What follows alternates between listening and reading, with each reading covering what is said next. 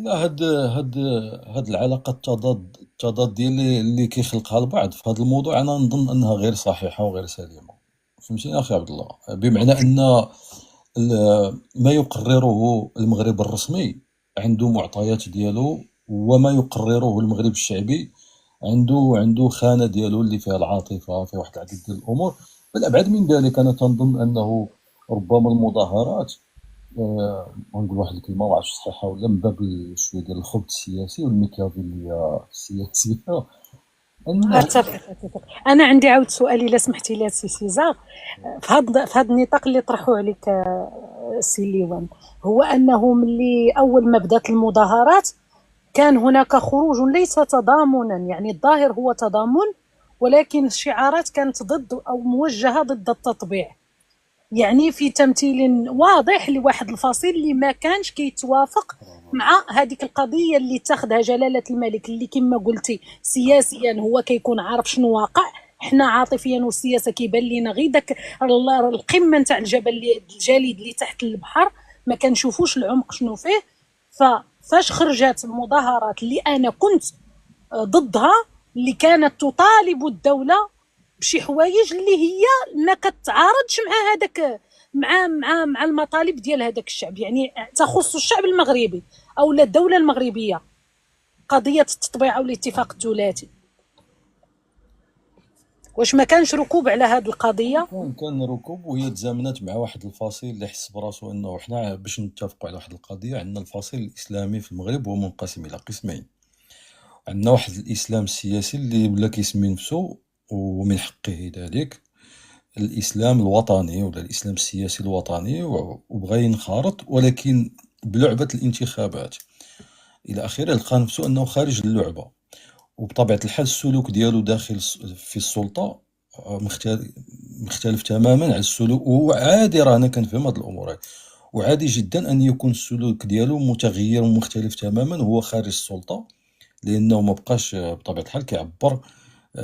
خصو يناور سياسيا ويمارس المعارضه ديالو باش يبقى على قيد الحياه بعدا، ويحاول ما امكن انه يرجع من بعد الا قدر. فاذا انا فاهم المطبخ السياسي بالنسبه للاسلام، الاسلامويه الوطنيه. سيزار، واش الخبث السياسي يعني يقدر يخلي توجه ديال الايديولوجيه ولا التوجه السياسي ديال الاحزاب انه يقادر يضرب حتى في مصالح نتاع الدوله ارضاء او خدمه لرؤيته او توجهه السياسي؟ يعني واش ما كتكونش عندنا واحد المبادئ اللي هي كبيره ما كان وصلوا لهاش، يعني المصلحه القوميه للبلد او الامن القومي او المصالح ديال الشعب والدوله؟ واش عادي هذه المساومات يعني كتكون في السياسه السياسه؟ عادي جدا اختي يا مزيغيه، نعم. لان وحنا كنقول واحد المقوله، كنقولوا انه لا يوجد اخلاق وعاطفه في الممارسه السياسيه. صحيح، ولكن في نفس الوقت الممارسه السياسيه توظف العاطفه والاخلاق، باش وبالتالي الابتزاز ولا وسميتو والمضاربه والمساومه على هكذا مواضيع راه ممكنه جدا، راه ماشي اللعب. فاذا هذا فاصل اللي بغى يعيش. هو سيزار، واش لدرجه انه يكونوا عندنا احزاب يعني كتكون من الاولويه ديالهم مصالح شعوب اخرى على الشعب ديالهم، يعني لهذه الدرجه يعني كتقدر توصل هذه المساومه؟ تسمحوا لي اذا كان ممكن. اسمح لي، ما عنديش ضجيج بعدا، ما عنديش صداع، حتى انا في واحد البلاصه شويه مشغول، شويه عامر. الصوت ديالي واضح؟ عندك شويه صداع بابار، عندك شويه صداع. شويه. طيب خير، انا نتمنى غير الصوت فيها يكون واضح وصافي، بما فيه الكفايه باش تفهموا الافكار اللي تنقول. انا تنذكر نعم. اسمح لي، الله يرحم لك الوالدين اخويا بابار. غير واش كيجيوكم التليفونات ولا كيفاش كتاخذوا الكلمه وكيتقطع داك الشيء؟ عملاء الصوص هذوك. نواميس الظلام. غير هو الاخوان عفاكم، واحد النقطه غادي تجاوبوا في هذا باش انا نقدر نكمل الاسئله ديالي ونرجعوا للسياق ديال النقطه اللي كنا بادين فيها من الاول. خذ ليوان ولا بابا الكلمه باش نرجعوا للاسئله.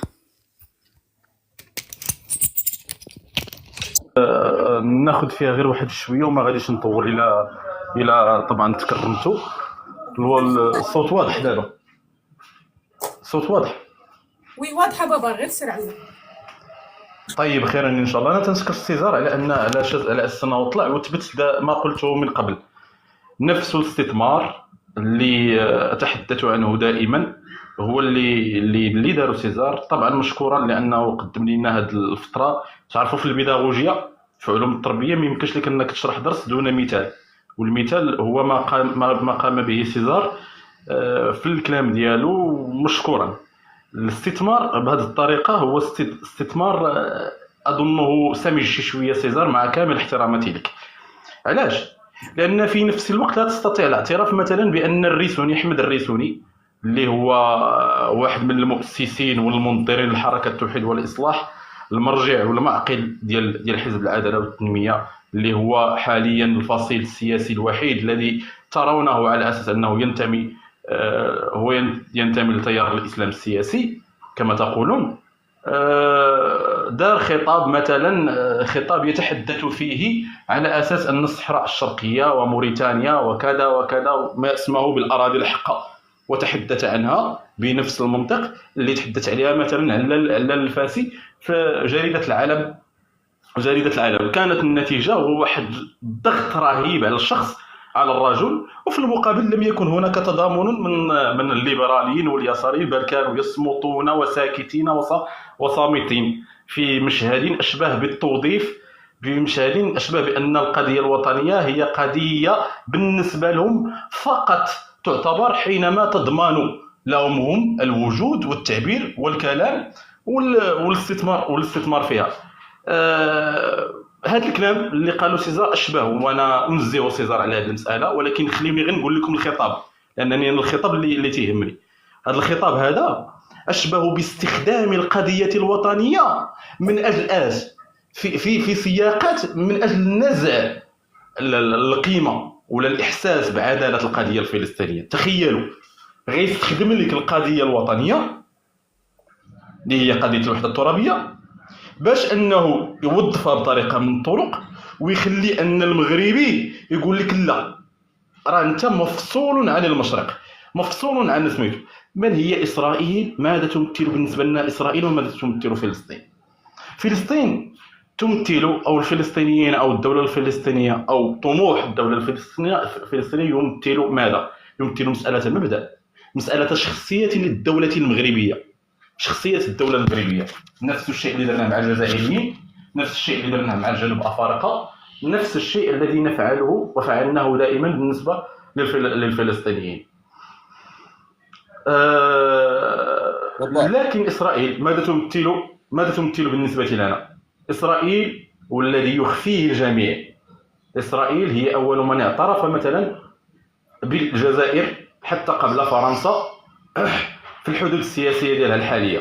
اسرائيل هي من كانت منخرطه فيما يسمى بمجموعه برازافيل التي اسستها فرنسا نكايه في المغرب من اجل دعم. هذيك مجموعه برازافيل كانت من اجل دعم ماذا؟ من اجل دعم دخول موريتانيا انذاك التي كان يعتبرها المغرب اراضي حقه بالنسبه له. شاركت اسرائيل في مجموعه برازافيل التي دعمت دخول موريتانيا للامم المتحده. اسرائيل مثلا كذلك هي من لوثت الصحراء الشرقيه واستمرت في العمليات ديال التجارب النوويه مع رفقه فرنسا في الصحراء الشرقيه الى غايه ماذا؟ الى غايه 67. اسرائيل عادت الوحده الترابيه. اسرائيل الان من يعلق على مهرجان فني بسيط ديال الدراري الصغار بانت فيه الخريطه مبطوره، مع العلم ان جوجل ماب في هذه القضيه هذه. وحنا خصنا نتعايشوا مع المساله، وخصنا نناضلوا من اجل ان هذه المساله اللي كانت ما تبقاش. يعلق على ذلك ولا يعلق في نفس الوقت على مثلا نتنياهو الذي وضع هو رجل يمثل دولة إسرائيل اللي عندنا مع علاقات. ماذا فعل؟ عرض خريطة المغرب مبتورة من صحرائها. تعرفوا الوجه الآخر، الوجه الآخر لا بلا تبابا خلال الأمازيغية. تفضلي. لأنه شوف دابا راه انا هادشي هو اللي ما كيعجبنيش. انا راه ما عنديش، مازال عاد كنتعلم شويه الخبط السياسي، مازال ما كنعرفوش. ولكن انا ملي كنكون كنهضر صادقه. أنا لا أنتظر من إسرائيل أن تنصفني أو تعطيني حقي ولا غيرها. احنا حقنا عندنا رجال اللي كيجيبوا الصحراء ديالنا مبردينها بكتافنا. الاعترافات واحد الحاجه سياسيه اللي حنا مفروضه علينا، ما دامنا كنامنوا بالمؤسسات وكنامنوا بالقوانين الدوليه وكنحترموا نفسنا كدوله ياك. ولكن انت ملي تجي تلوم وتبرر للطرف الاخر، هنا كيبان الازدواجيه اللي ما كتبغيش تقبلها. انا نتنياهو راه ماشي كنقول لك راه هذاك راه لا يحتاج اصلا للتعليق. انا ضد وعارفين واش لهبي وعارفين الحرامي، قالوا لي الحرامي احلف.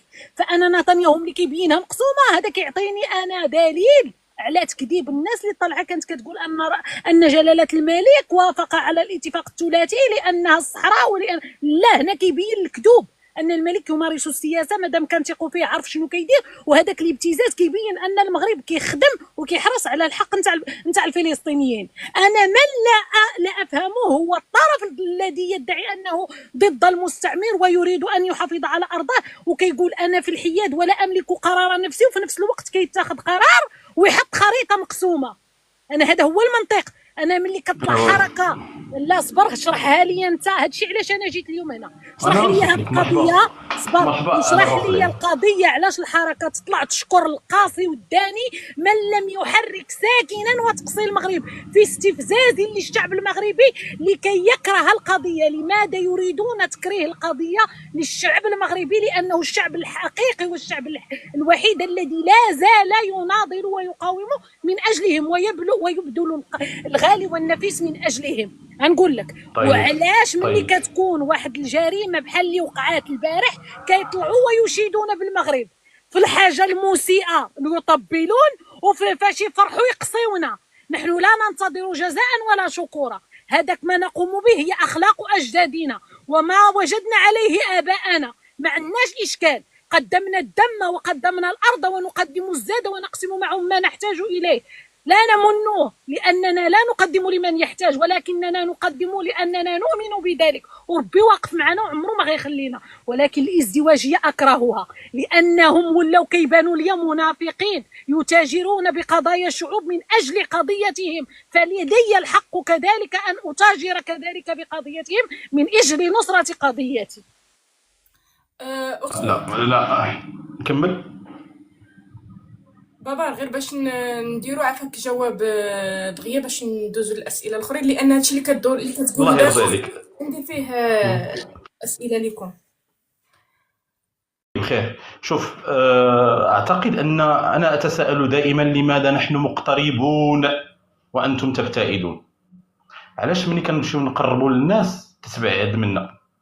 قال البعض الديمقراطيه فآمنا بالديمقراطيه، فكانوا أول من قال أن فلان وعلان وترتلان وذلك الفصيل وذلك الفكر بمجرد أن يستخدم الديمقراطية للوصول إلى الحكم فسينقلب على الديمقراطية.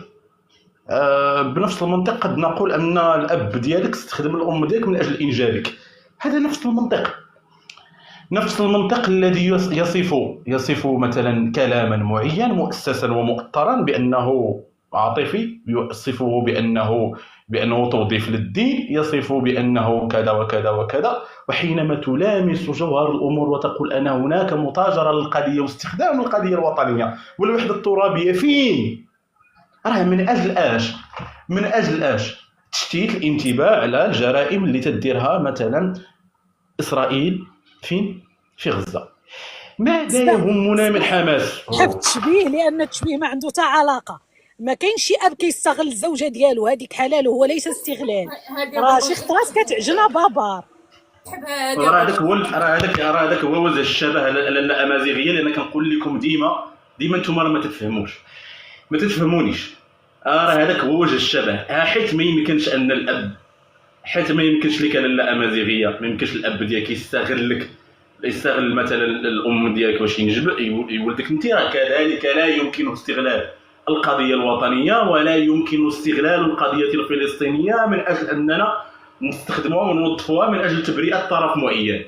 المساله الثانيه نحن نتحدث، انا باقي عاقل ولكن على علاش انت استغليتيها باش تضرب الكيان ولا داك الكيان الصهيوني؟ لماذا انت تعطي لراسك الحق انك تستغل الخريطه؟ وخصنا نلوموا نتنياهو وما نلوموش الطرف الاخر. اننا مادام كنقولوا جلاله الملك دابا لا امازيغيه انا عندي واحد الفكره. انا من الاخر واش نتوما اختي امازيغيه باقي عندي دابا ثالثه في المقاطعات اللي درت. اسمح لي، واش كتامن بحال الدولتين ولا ما كتامنوش بهذا الشيء؟ ما هو المطلوب من هذا الشيء؟ حيت فلسطين كل واحد واش كيبان له. ما انا كان بعدنا على الاسئله اللي جينا من اجلها. المغرب فلسطين هذاك هو المغزى اللي باغا نقول لطيفه انكم صافي خليونا ما بيناتنا قضيتنا مع فلسطين. الباقي الدول لا يهمنا. دابا حنا كنشرحوا هذا الشيء اللي وقع، لاننا ملي غنشوف هذيك القضيه د فلسطين وكيشطحوا والدول العربيه بكبرها، وكنشوف انا موريتانيا تقزمات ولا والصحراء تقزمات وجاي واحد حاط لي الخريطه من النص.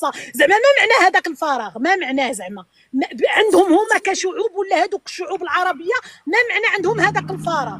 إذا كانت دولهم تعترف سواء كانوا فلسطينيين أو ماشي فلسطينيين، إلا ماشي فلسطينيين راه الدولة ديالهم كتعترف بالمغرب، كتعترف بمغربية الصحراء وبداك المغرب كامل. وإلا كانوا فلسطينيين لماذا يطالبون الناس أن يساعدوهم وهم يمارسون ما تمارسه إسرائيل؟ كيدعموا واحد الفصيل إرهابي واجيو عتقونا. المنطق اخويا، لا المنطق لا. الا بغاو يبقاو في الحياد السلبي، يعني حتى السكوت عن الحق فهو حياد سلبي بالنسبه لي كمغربيه. ولا ورغم ذلك غنقول معليش. اما انت تتخذ قرار مع العدو وتقول ليس مطلوب مني موقف لانني موقفي غير معتمد لا دوليا وانا ماشي دوله تكمش واسكت وما تعلن حتى شي موقف. دابا نقدر نكمل اختي امازيغيه زعما على المقاطعه وخليكم النقطه. غادي تخليو الحوار ثنائي سالم. لا ما يمكنش، هذه مداخله ديالي انا، ما درتش حوار ثنائي، ما عرفتش كي غادي ديروا لها بابا اصبر واحد الدقيقه الله يحفظك. نعم كبري لي الصوره اختي. حتى انت لا غير صبر بابا. يلا سير. دوله فلسطين، وزاره الداخليه والامن الوطني، هذه وثيقه نتاع 2016. الموضوع رفض عمل اللجنه الفلسطينيه للتضامن مع الشعب الصحراوي، بالإشارة إلى الموضوع أعلاه وإلى طلبكم بشأن عمل اللجنة المشار إليها عالية، نعلمكم يرفض عمل ديال أبو مازن أخويا. الوثيقة ديال أبو مازن بطبيعة الحال، وبناء عليه يحظر عليكم القيام بأي أعمال أو نشاطات تحت هذا العنوان أو مرتبطة به بأي شكل من الأشكال وتحت طائرة المسؤولية. هذه وحدة. المسألة الثانية بغيت غير ما غاديش نكمل حتى دقيقة، بغيت نوريكم غير هاد العالم المغربي ديالنا اللي كنحبوه ونموتوا عليه، واللي كيمثل الدولة المغربية بأرضها ومالكها وشعبها، ترفع في رفح من بعد وقف إطلاق النار في غزة. بغيتكم الإخوان في كلمة، دابا غادي ندي الدور ديال مريم، بغيتكم الإخوان في كلمة. هذه الركن تقدر ديرها في النهايه، لانني انا مازال ما ساليتش. ولا جيتي انت حطيتي هذه وعطيتي ديك النقطه ديال اللي عطاو في كلمه، فغادي يمشي التوجه ديال الله لبلاصه اخرى. يلا ديري كابتور ديكرون هاد الصور وسولينا كاملين. من بعد حطها ما عنديش مشكل، ولكن حتى سالي انا خلات اختنا المحاور يلا صافي سالي. لا حيت الا درتي ليا هادي تقول لي سالينا، فهمتي؟ والله كنا معكم شي جهد الاخوان، لان والله تجد تقادى معكم مرة أخرى. لا مسألة محتاجة تركيز، لأن ملي كيدير الإنسان مقاطعة وتيطول فراه تجي شوية قاصحة. شوف كاينة واحد المسألة اللي نجيبو أننا خصنا نتفاهموا عليها مزيان، ما خصناش نستخدموا حتى شي حاجة في شي حاجة واحدة أخرى. راه الاستخدام ديال أنني نجي نقول خرجتي على قبل القضية الفلسطينية في ظرفية معينة واللحظة شرط كما كيقولوا، الحدث شرط واللحظة شرط. مروان دخل سوق راسك الله يرحم لك الوالدين، ما تبقاش تقول لي كتطول ولا ما كتطولش. دخل سوق راسك، هاد التسلقيت اخويا ما عندي ما ندير به. حاول ما امكن يا اما تسمع وتعبر على الراي ديالك، اما كذا صافي مريم صافي غادي ندوز للقضيه. انا معك انا معك فالمساله ما خصهاش ندخلوا حتى شي حاجه في شي حاجه. فحينما نقول بان الناس عبرت على الموقف ديالها في حدث معين اللي هو 7 اكتوبر والنتائج ديال الحرب على غزه، فخصها بالضروره تخرج حتى على هذاك الحدث ديال السماره. هنا تنقولوا بانه بدي توضيح للتوظيف، فنديروها بواحد الطريقه واحده اخرى. هي مساله قياده ورياده والقدره على التحريك. طيب علاش هاد الناس ما يفرضوش راسهم في الشارع ويخرجوا على قضيه السماره؟ واكيد سيؤطروننا وغنكونوا كاملين خارجين معاهم. الجواب هو انهم لا يهتمون بالقضيه ديال ولا الحدث ديال السماره، لا يهتمون به، بل يستخدمونه من اجل مناكفه الطرف الاخر. هنا الاسئله، وهو نفس التعبير اللي خدا سيزار، ولا نفس الاسلوب اللي خدا سيزار اللي مشى في اتجاه استخدام. واسمح لي اخي سيزار، راه انا عارفك ما كديرهاش بالعاني، ولكن راه خطابك هو هذا. خطابك استخدم القضيه الوطنيه والوحده الترابيه من اجل اثبات ادي احنا لا علاقه لنا لا قيميا ولا حضاريا ولا اسلاميا ولا انسانيا بالقضيه الفلسطينيه، وهذا خطا. شوف، جوهر وقيمه الامم بحد ذاتها تتعدى المفهوم ديك المفاهيم اللي قريتي انت سيزار ديال في العلوم السياسيه، اللي ما يسمى بالدوله الوطنيه، اللي المفاهيم ديالها محصوره محدوده بزاف، بل هي متعلقه بالتا مستوى القيم الذي تثبته تلك الدول. ان الدوله هي كائن معنوي وليس مادي، بانه راه ماشي شخص كيتحاسب كما تقولون انتم، وبالتالي ما يمكنش يكون اسلامي، وما يكونش يكون عنده قيم، وما يمكنش يكون عنده مبادئ، وما يكونش عنده كذا وكذا. ولكن مع ذلك اقول لك اخويا سيزار، كما اننا كافراد احيانا نخطئ، ولكن الغرض نبيل والغرض شريف. حتى الدول هي تدير هذه القضيه هذه، تخطئ احيانا وتنتهج نهوجا معينه واساليب معينه، ولكن في الاخير كيانها ووجودها يجب ان يحافظ على نبله. لسنا دوله لقيطه سيزار باش اننا نتبنوا هذه المبادئ وهذه القيم. نحن دوله احضرتها الضروره، حضرتها الشرعيه التي تحدثت عنها. وسمح لي ونشجعك اخويا سيزار، عجبتيني في هذيك المداخله اللي درتي عند الاسد الشرعي ديال الشرعيات ديال المملكه المغربيه الاولى والثانيه، وستفتيهم بهذيك الطريقه. برافو عليك. لسنا دوله لقيطه، بل نحن دوله عندنا شرعيه. نظامنا السياسي في المغرب عنده شرعيه، من الشرعيات اللي عنده هي والمساله وجود. رجع لي الموضوع بابا. ما فهمتش والله ما فهمت. تفضل اختي، والله ما عرفت شنو هو الموضوع بحد ذاته. يمكننا كنتحدوا على الموضوع، انا راه مازال كنتفاعل مع سيزار، فخصني نتفاعل مع سيزار، خصني نجاوب على سيزار، خصني نحط راسي في السياق، وخصني مازال الامازيغيه ديال المشاغبه ديال الامازيغيه حتى هي نتعامل معها كذا. لا، السياق هو هذاك. راه المساله انا تهدد وجود الدوله. استاذه الاخوان لا راه انا كتبت لك واحد التعليق. لا كتبت لك اختي امازيغيه، الله يرحم لك الوالدين. اختي امازيغيه، عافاك. كتبت لك اختي امازيغيه، راه الاخت ملي كتكون مشاغبه كتكون عزيزه، وانت اخت مشاغبه فراكي عزيزه. راه المساله تمثل تهديدا استاذه مريم، تمثل تهديدا لوجود الدوله المغربيه ان كانت لا تؤمن بالقيم. ان الله، سمعوا مزيان، راه هذه المرجعيه اللي كنطلق منها، راه هي مرجعيه الدوله المغربيه. ما مرجعيه الدوله المغربيه هي الاسلام، ما مرجعيتي انا كذلك الاسلام بحالها. ما تهضروا لي لا اخوانجي، لا حتى شي حاجه. اقول لكم ان الدوله او الامم اللي تتفقد قيمه العدل وقيمه الانصاف وكلمه الحق فهي راه الى زوال. لان كنشوف ان التهديد الوجودي الان هو اننا نتبناو قيمنا التحول. الى تحولت القيم ديالنا في هذه القضايا اش كيوقع؟ مباشره الانهيار. ولذلك انا من ضمن الكثيرين اللي كنحاولوا على الاقل نحافظوا على قيم معينه. تحياتي. مرحبا. غادي سيزار قبل ما غادي ندخل معاه في غارينشا. مرحبا. عندك شي مداخله سيزار؟ لا، غير بغيت نهضر شويش على هاد الحويجات اللي قالهم بابا، ومن بعد نخليك الا بغيتي تطرحي شي سؤال. اوكي يلا. لا، غير هو كان كيوجه لي الكلام، وكان كيقول نحن لسنا دوله لقيطه او شعب لقيط. دابا اللي دخل غيقول هذا سيزار كيقول على المغرب. وراه مصيبه هذه، والوقت خايبه اخويا بابار، والصداع في التيك توك قايد انا عافاك الدور. الوقت خايبه. المهم على اين غير باش نوضح واحد جوج ديال الافكار، لان انا كنت ما كملتش جوج ديال الكلمات يمكن هما بابار ما فهمنيش علاش انا سولتك واش الشعب الفلسطيني ليبرالي واش هو يساري ولا هو اسلاموي، لان في نهايه المطاف الذي يقاوم هو الشعب الفلسطيني.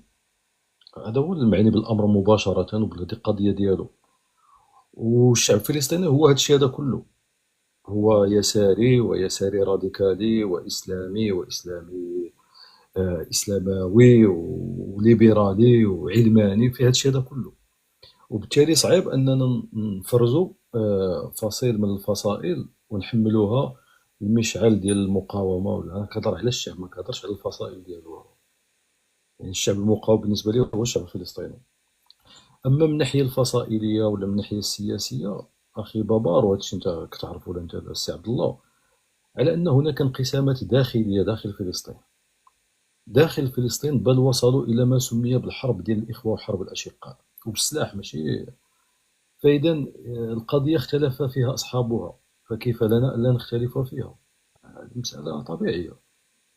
هما اصلا كاين، وهذا واحد من المآزق والمصائب ديال هذه القضيه، ديال انهم الكل يقر بالواقع اللي هو واقع احتلال، ولكن فكره المقاومه وانتزاع الحق مختلفين فيه الفلسطينيين. فاذا نعطيو شويه الحق للمغاربه حتى حنا نختلفوا فيه. يعني حنا لا نختلفوا في، لا اظن ان المغاربه يختلفون في نصرتهم الى القضيه، المغاربه يختلفون في رؤيتهم الى الى القضيه نفسها، واش هي قضيه انسانيه، واش هي قضيه عقائديه، واش هي قضيه وجوديه بالنسبه لنا، واش هي قضيه وطنيه اولى ثانيه، واش هي قضيه بنفس الحده والدرجه ديال القضيه الوطنيه او لا. وهكذا هذه اسئله مشروعه. اللي ما كملتوش قبيله هو ملي كنت كنهضر على الاستثمار السياسي، هو اللي دخل عليه بابار، وكنظن انا ما كملتش الكلام ديالي، داكشي علاش مشيتي اكوتي. انا ملي قلت على ان هناك من يستثمر، انا اعني ما اقول. هناك من يستثمر بالقضيه، ومعروف ان القضيه الفلسطينيه هذا متجر كبير، هذا واحد من، يعني احيانا تتاجر به دول. احنا كنعرفوا كيفاش الجزائر تاجرت بالموضوع الى درجه العفن، يعني كل شيء عاق دابا بالجزائر. الجزائر الدوله وليس الجزائر الشعب، على اعتبار انه الشعب الجزائري مثله مثل هذه الشعوب التي يعني برمجت ولا عندها قناعات على انها خصها تكون مناصره للقضيه الفلسطينيه. انا قلت انه في المغرب هناك الفصيل الاسلاموي الوطني كنت كنهضر عليه، وهذا عنده حسابات ديالو السياسيه ومن حقه. انا ما تنقولش من حقه، انا غير كنعري هذه المساله هذه. من حقه لانه الوضعيه ديالو ديال دابا ماشي الوضعيه ديال هذه قبل 4-5 سنوات. فاذا هذا فصيل يستثمر في القضيه بحسابات سياسيه مشغول هذاك. وعندنا الفصيل الاسلاموي الانقلابي، عندنا الفصيل الاسلاموي الوطني، والفصيل الاسلاموي الانقلابي هو ايضا يستثمر في القضيه. واش هو مقتنع بها؟ اكيد انه كاين جزء من الاقتناع بالقضيه والايمان بها، وهناك جزء اخر اللي هو مرتبط بالوضعيه ديالو ايضا في المشهد السياسي المغربي، وبالتالي هو ايضا يستثمر. وعندنا اليسار الراديكالي بطبيعه الحال، هذا اليسار الراديكالي المنبوذ شعبيا في المغرب، وبالتالي يحاول ان يجد لنفسه يعني. ولكن هذا الاستثمار السياسي كننزهو على الشعب المغربي. انا كنظن على ان الشعب المغربي هو صادق في تعبيراته في القضيه الفلسطينيه، والشعب المغربي جزء كبير منه ما لا ينظر الى المرجعيات الفصائليه. هو شعب مغربي مسلم، كاين مشتركات عقائديه وكاين مشتركات ثقافيه ايضا، لان المواطن المغربي عندما ينظر امراه عجوز وهي تبكي لابسه تقريبا بحال الامه المغربيه. فاذا كاين التمثلات الذهنيه اللي هي مرتبطه بالمشترك الثقافي اللي كيلقى نفسه فيها. فاذا هذه امور. فاذا انا كنزه الشعب المغربي اللي اعتبره صادقا في تعبيره في العلاقه ديالو مع هذه القضيه، وما بين الفصائل اللي عندها امور ديالها وكل المشكل اللي وقع. باقي لي جوج ديال الافكار ونخليك امري، ولا تفضلي يلا باش ما نطولش. اوكي، غادي نبقاو نيت في نفس واحد النقطه ذكرتيها الاخ سيزار ديال المواقف. كاين بزاف ديال المواقف ولا نقدروا نقولوا اراء كتقول بان القضيه الفلسطينيه سببت الكثير من الالام ووجع الراس للمغرب، ويكفي ما قدمناه لها الى حد الان. وعلينا أن ننتبه إلى مصالحنا. هل توافقون على هذه الفكرة اللي كيقولوها بزاف العامية؟ هو انا تنظن هاد هاد التعبير هذا ولا هاد ردة الفعل هي اصلا ردة فعل على واحد لو ماتراكاج ميدياتيك تعرض ليه العقل المغربي، وليس العقل المغربي حتى نكون منصفين. بمعنى كاين واحد الضغط، حاله ديال الضغط، وكاين معاه واحد الحاجه اخرى اللي هي عندها علاقه بالضغط الاعلامي، اللي عندها علاقه بالوعي بالذات الحضاريه. وهذا الوعي بالذات الحضاريه أنا وقفت أخويا سيزار، الأذان كيأذن، واحد 5 دقائق ونعاود نكمل الحديث. عافاكم في هاد 5 دقائق كبسوا فيها شوية ومن بعد نكملوا الحديث.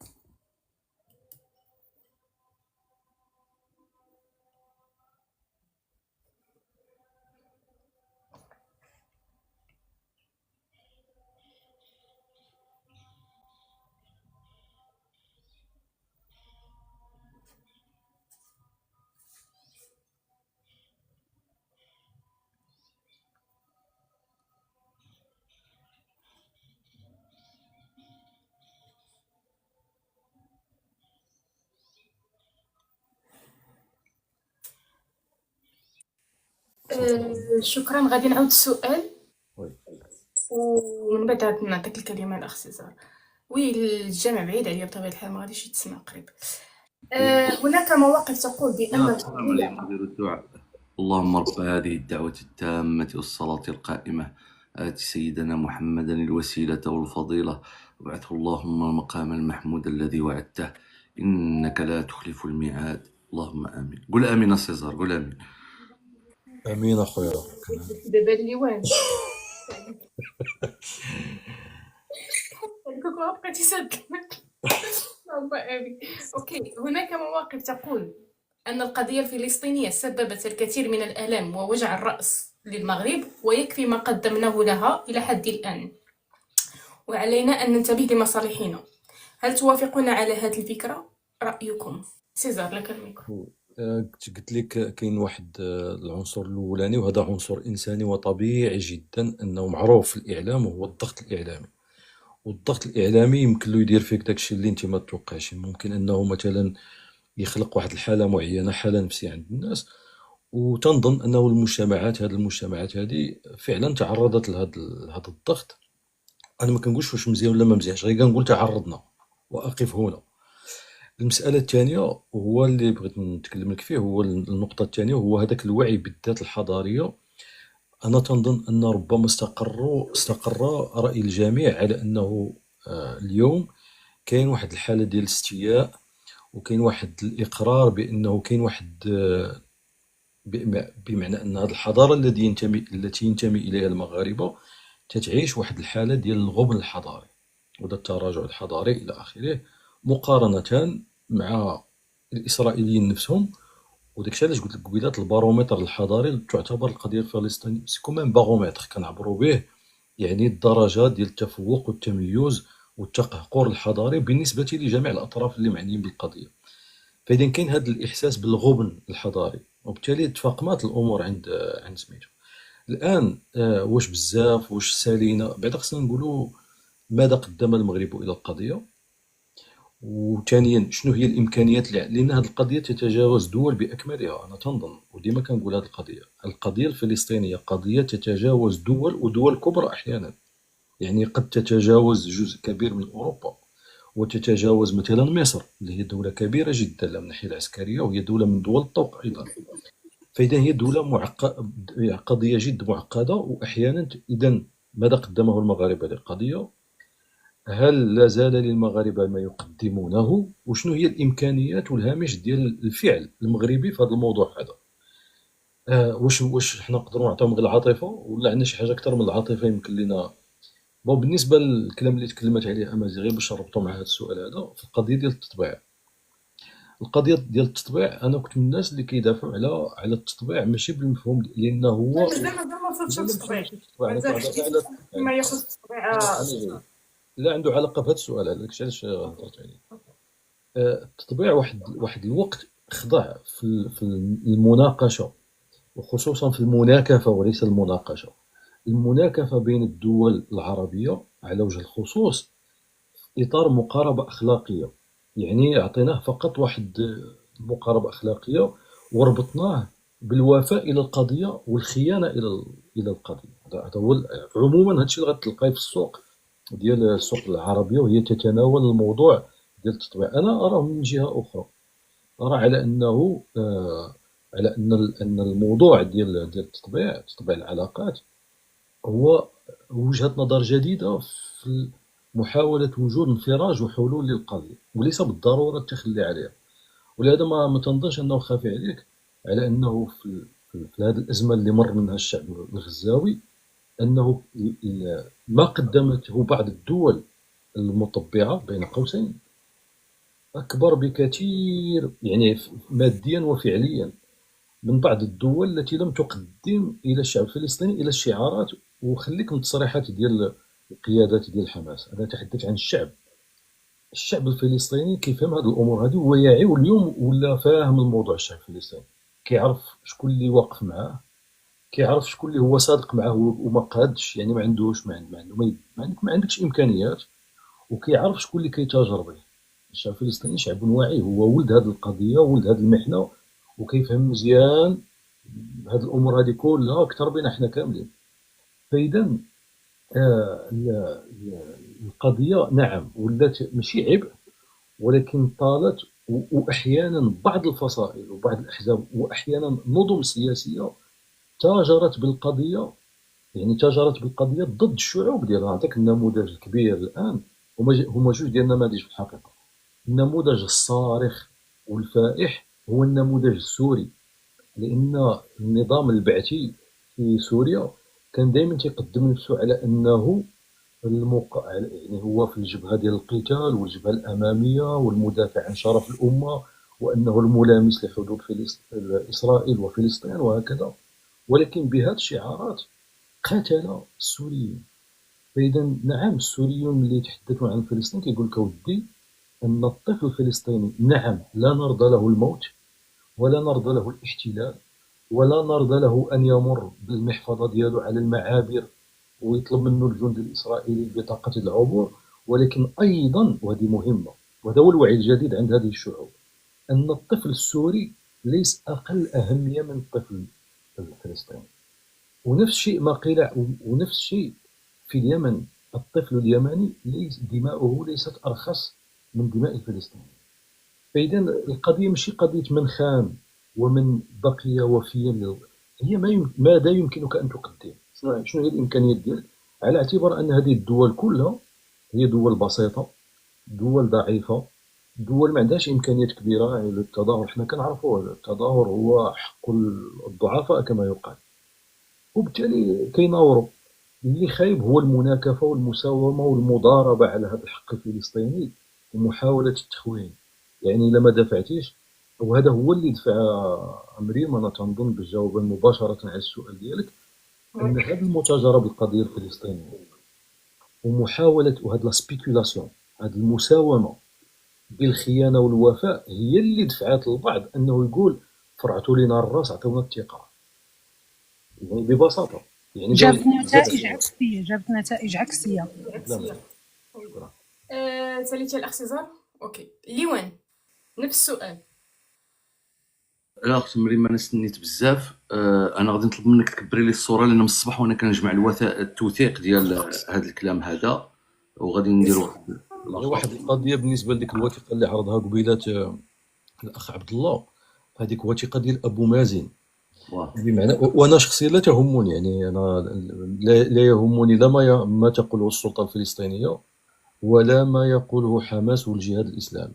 اللي مهم هو العلاقه العاطفيه الوجدانيه بين الشعبين، بين الشعب المغربي بدون فصائله واحزابه والشعب الفلسطيني بدون فصائله واحزابه. شكرا اخويا سيزار. بون غادي نبداو غادي نبداو بهاد الصورة هادي. لا ماشي هادي، سمحوا لي، هادي الوسامة المورية، سمحوا لي غلطت. غادي نبداو بهادي. وبدون تهكم، مالو تبارك الله مغربي جميل، نختلف في الالوان والاشكال، ربي اللي خلقو هكاك، مالك؟ لا بالضبط، الله غير عليكم عبد الله. واحد دار عليه من الدواسة. سير لا عليك. غير غلطت في الصورة وصافي. هذا أبراهام السرفاتي، أبرز المناهضين المغاربة اليهود للصهيونية في العالم. هذا جاكوب كوهين، مفكر، كاتب مغربي يهودي، تولد في الملاح ديال مكناس، من أبرز المناهضين للصهيونية في العالم، مغربي يهودي. هذا سيون أسيدون، حقوقي، مناضل، مغربي يهودي، من أبرز المناهضين للصهيونية في العالم.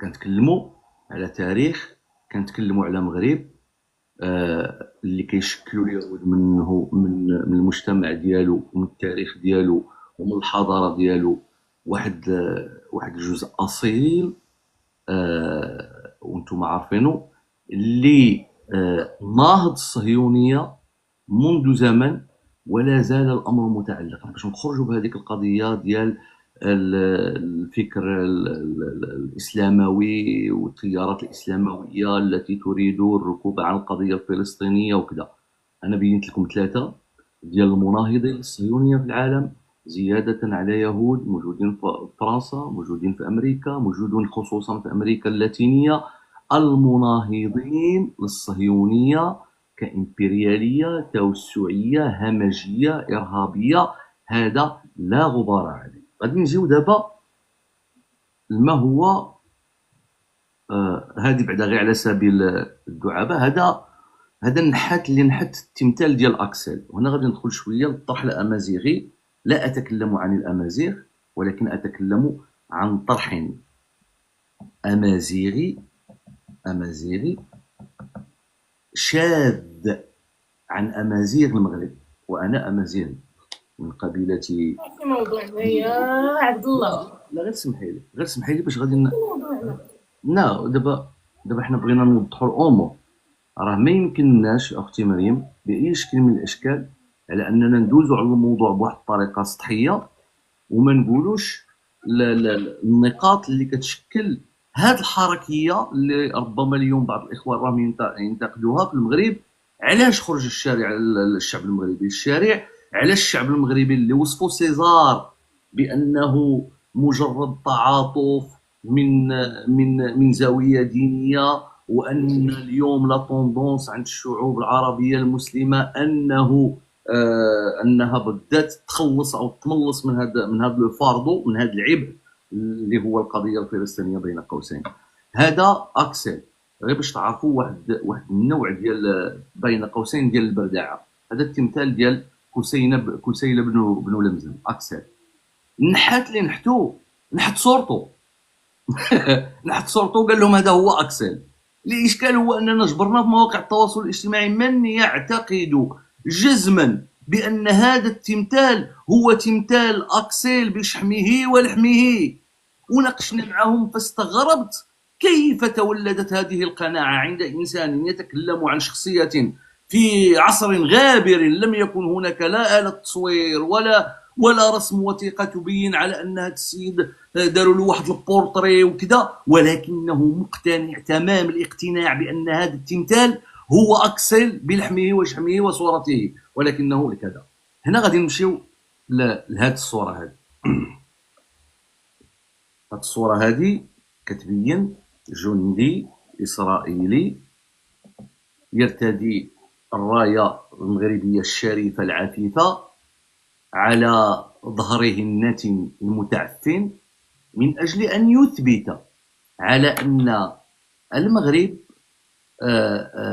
متورط في قتل الأبرياء في فلسطين. هذه الراية هذه هذا الرايه هذه راه ملك للشعب. عافاك اخويا الليوان، عاود غير هاد الدقيقه الاخرى حيت جاتني ابيل وقطعت، عافاك غير باش نسمع. الله يجازيك بخير واستسمح حيت صوناو عليا. لا ماشي مشكل. شوف، قلت هذا جندي إسرائيلي يرتدي الراية المغربية الشريفة العفيفة على ظهره النتن، على ظهره المتعفن، من أجل أن يثبت بشكل من الأشكال على أن المغرب متورط في قتل الأبرياء في فلسطين. نكملوا نزيدوا بهذه. دابا واش ارتداء للرايه يثبت انه مغربي؟ أنا جايك أمازيغية بالضبط، راه هذا هو التساؤل. روني شالوم، جنود مغربيين في غزة يقولون إسرائيل لها رب يحميها من الإخوان المجرمين والملال الفاسدين. نكملوا بهذه.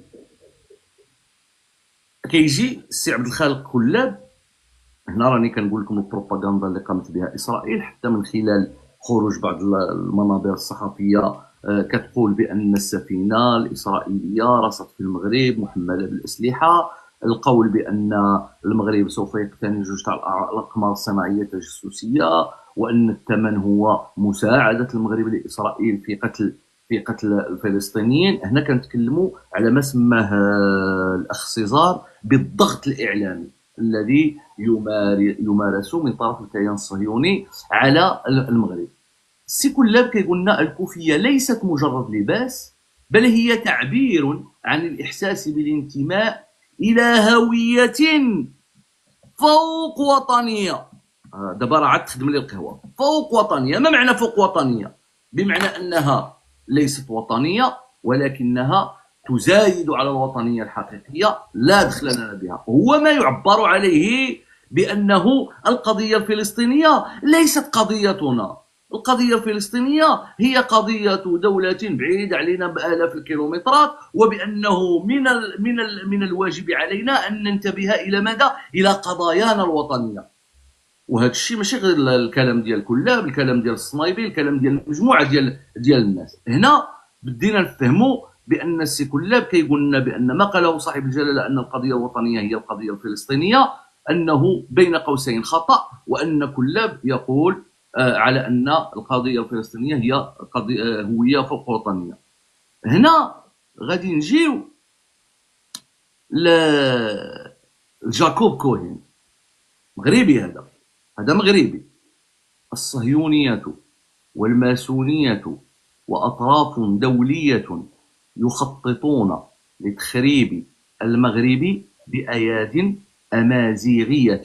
ما كيهضرش على الأمازيغ ديال المغرب، كيهضر على الناس الذين يطبلون والذين يذهبون في ذلك الطرح الأمازيغ. وأنا ما كنبغيش نقول الطرح أمازيغي لأن لا علاقة للأمازيغ بهم، كيمشيو لهذاك الطرح، هذاك الطرح الشاذ الذي يربط بين الكيان الصهيوني وما بين أمازيغ المغرب ظلما وعدوانا.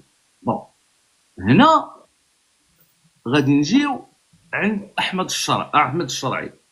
أحمد الشرعي يقول مدافعا عن نتنياهو: قرار المحكمة الجنائية سابقة خطيرة وتدخل في سيادة دولة إسرائيل الديمقراطية. أنا هنا غادي نطرح واحد السؤال من بعد جاوبوني عليه. هل إسرائيل دولة ديمقراطية؟ هل قرار نتاع المحكمة الجنائية وفق القانون الدولي غادي يجي أحمد الشرعي ومن حقه أنه يكون عنده رأي مدافع عنها يقول أنها سابقة خطيرة جدا لم تقلها حتى الدول عرابة الديمقراطية في العالم، الدول الغربية التي خضعت لقرار المحكمة الجنائية. هنا غادي نجيو، سمحوا لي عبد الله، انت غادي تجيب لنا التصاور ديال جوجل كاملين؟ لا اسمح لي، اش من جوجل؟ اسمح لي غطور بحال هكذا عبد الله، غادي تصور ليا بزاف وانا عندي باقي التصويرات تجيبها. شتو انا سمعت لكم عبد الله يهديك.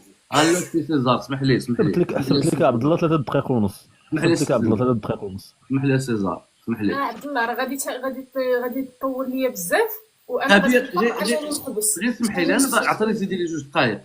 خبير أمني وضابط سابق في سلاح الجو الإسرائيلي. عاشت الأمة المورية الأمازيغية المغربية وحماها الله من كل شر. هذا أستاذ العلوم السياسية في جامعة أورشليم. عاشت الأمة المورية الأمازيغية المغربية وحماها الله من كل شر. هنا غادي نمشيو لولي الأمر نصره الله وأيده، هذا الرجل الحكيم، هذا الرجل العظيم. ماذا يقول؟ قلوبنا تدمي لواقع العدوان الغاشم على غزة. الملك محمد السادس: الأعمال الانتقامية في غزة تتعارض مع القانون الدولي. أحمد الشرعي كيقول لك أودي ما بغاش ينضبط القانون الدولي. الفرقة الوطنية تستمع لشباب مغاربة زاروا إسرائيل بتهمة الإساءة للرسول. عبد الله راه ما خليتي بينا تويتر، ما خليتي فيه. اسمح لي، بغيتني نهضر لك على ملك الزولو. نجاوبوا على هاد النقط، خاصنا حتى حنا نصور.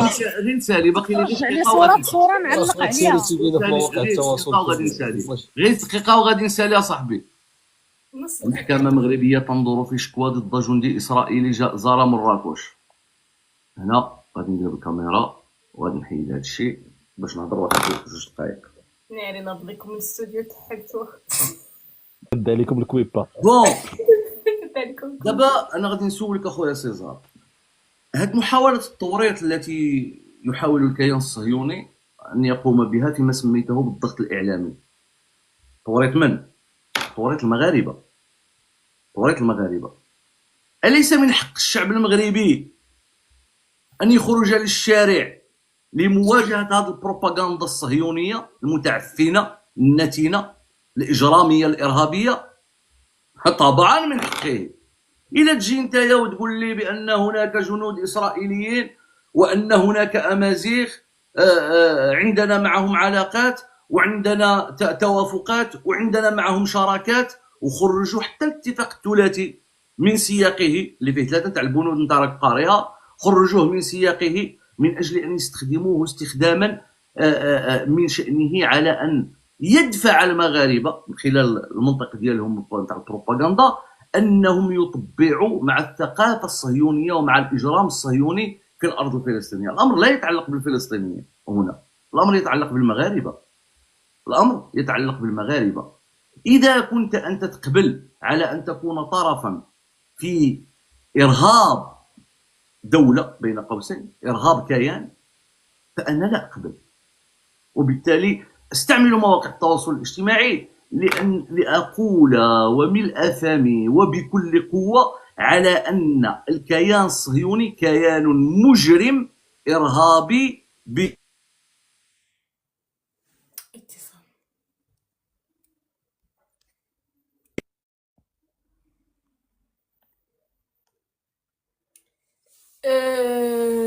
أمازيغية جاوبتي على السؤال ولا مازال؟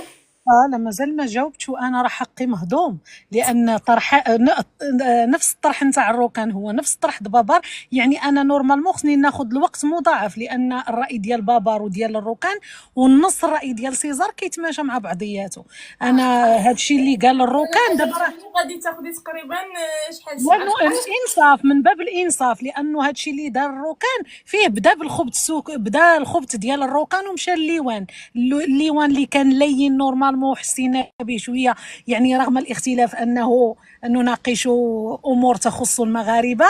بدات المفعول نتاع القهوه كيعطي هو يرجع روكان.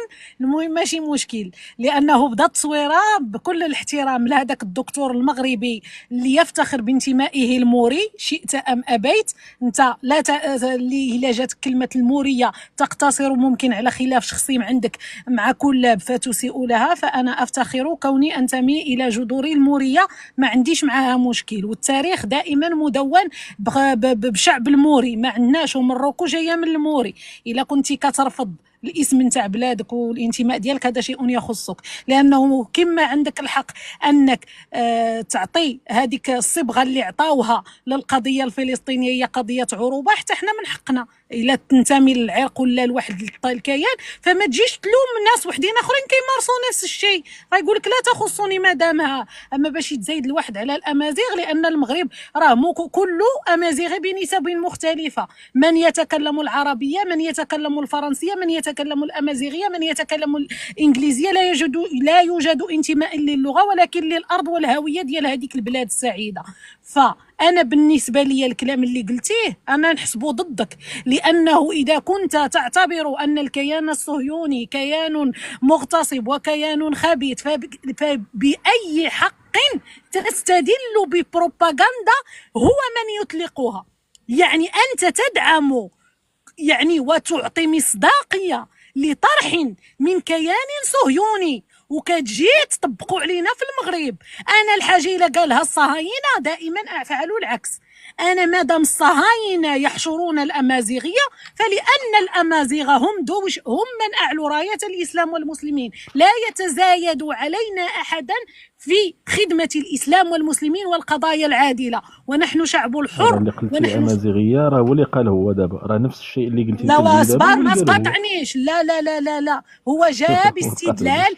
انا كصهيونيه مصالحي تتعارض مع الطرح المغربي، فاريد توريط الشعب المغربي، فاطلق بروباغندا يتبناها فصيل من المغاربه ينتمون الى ايديولوجيا معينه تتعارض ممكن مع الهويه المغربيه، او عندهم تصفيه حسابات بيناتهم. هذا شيء كما عندك انت الحق ان تنتمي لواحد الفصيل وتدافع عليه سياسيا، لا تقصي الاخرين. انا هذاك راه الا كان كيقول واحد الحاجه كتدعم الانتماء للوطن، بالنسبه لي افضل من واحد كيقدم واحد الطرح كينتمي لطرف واحد اخر. من الاخر ما تزايدوش علينا، وما تجيبش استدلالات بصهاينه اللي دايرين العالم وتثبت انهم لواه مور لواه الامازيغيه ويريدون حشرها. هذاك الطرح البريء اللي ما عنده حتى شي دلائل تثبت هذاك التورط، سوى ادعاءات وبروباغندا اللي انا في الواقع عمرني ما شفتها. هذوك التبرعات تعطى من الامازيغ ومن المغاربه قاطبه، والمساعدات ودوك المظاهرات واش كيخرجوا فيها انت شكون وانت شكون، ومن نجيو هنايا للمناقشه نبداو نقولوا لا واه الامازيغ ولا واه الطرح ولا واه الطرح، ندخلوا في جهه اخرى. الطرح الامازيغي هو شيء مغربي. هاد جلاله الملك اللي حطيتي انت التصويره ديالو في الاخير هو من قال ان الامازيغيه مسؤوليه كل المغاربه منهم حتى انت. اش دخل دابا الشان الامازيغي في التوجه في القضيه الفلسطينيه؟ انت عندك الحق تقول ان القضيه الفلسطينيه مهمه لي، وواحد اخر ما عندوش الحق يقول انها ماشي مهمه. هو حر، هو يقولها. واش كيفرض عليك شي حاجه؟ ما كيفرض عليك والو. ممكن هو كيشوفها ماشي مهمه وهو حر، بلادو عطاتو داك الحق. ولكن امازيغيه لا خويا، شوف ما تخدموش السياسه ديالكم وخدمه ديال توجه الأحزاب ديالكم في المزايده على المغاربه. اوكي قاطعني. لا ما استخدمت حتى شي حاجه. لا استخدمتي قلتي لي ليس من حقك ان تسالينني عن انتمائي السياسي. يا ولد انا ما سولتك حتى شي حاجه ودخلتي فيا طول وعرض اختي امازيغيه. لا قلتي قبيله ما عندكش الحق تحاسبيني على انتمائي السياسي يا بابا. انا شوفي اختي امازيغيه، دابا اللي قلنا قبيله راه دزناه دابا. كاين نوضح لك غير واحد المساله، راه حنا دابا في النقطه ماشي في داكشي اللي قلت قبيله. انا جاوبت غير على الروكان حيت الطريقه اللي بدا بها طريقه خبيثه، جاب وتنمر على انسان وعلى خلق رب العالمين. لا بلاتي يا بابا، كما تفاعلتي معايا. لا بلاتي بابا، كما تفاعلتي معايا وسديت المايك. اوكي غير صبر. ماشي مشكل. لان الروكان اللي جا بغى يدخل الروكان للباب نتاع الامازيغيه، بدأ بصورة وانتقد الشخص ماشي الأفكار ديالو، وانتقد كل بهذيك الصورة وهذا الشخص وهذيك خلقة رب العالمين. ما كنعتزو كنفتخروا به بهذاك الدكتور كما بغاو يكون شكله. اتفقنا أو اختلفنا معاه كيبقى مغربي على عيننا وعلى راسنا، له كل الاحترام والتقدير. يعني هذاك التنمر صراحة كان سقطة من الركان، أنا ما عجبتنيش. إلا هو عنده نزاعات معاه كشخص ما يصفيهاش وأنا في الجيست. ثاني حاجة، ربط ما بين هذوك الصهاينة اللي دايرين الأعلام ومع الطرح الامازيغي ومع صهيانه الطرح. هذا الشيء ما زوينش، ما ديرش هذا الربط. لان الا بغيتي تدخل في السياسه ونجي نهضر معاك نقول لك من حقهم حتى هما كمغاربه يمارسوا الحق ديالهم اللي عطيتيه انت لراسك، ما تناقش معايا هذه النقطه. انا جيت كنناقش المنظور ديالنا كلنا كمغاربه بدون تقسيم، وسبقتيها لي بانا امازيغي، يعني زعما كدير داك راه انا منكم. لا شوف، هو الخبط السياسي انا ما كنعرفلوش، انا جيت كنهضر كمغربيه متجرده من اي انتماء سوى الوطني ديالي، فجيت كنناقش الموضوع نتاع فلسطين بناء على اختي امازيغيه، الله اختي امازيغيه، راه المداخله ديالك كلها خبط. كاين واحد النقطه مهمه، وانا اللي اتعلم منك غاده، راه غير نقطه في البحر الخبط ديالك بابا. لا شوف، كاين واحد النقطه مهمه، انك قلتي بانك دخلتي ما كتعرفيش شكون هي الحركه الامازيغيه. انا دابا اتفاجأ من انني نقول على كل مقاطعات. لا جبتيها ماشي انت بكل صراحه الركن، واش انت غادي تغلط في التصويره وجبتي ديك التصويره نتاع السيد وقلتي هذا الجميل هذا الموري؟ هذا شرف لنا ان نكون موريون، ما العيب في ان نكون موري؟ مع الطرح الموري اختي. لا ماشي مع الطرح الموري، ولكن ما العيب؟ انا ملي نشوف الصوره نتاع صبر بلاتي، انا ملي نشوف الصوره نتاع سفير المملكه المغربيه في 1600 ومكتوب عليها دموريش شرف ولي، علاش غادي نخجل انا منها؟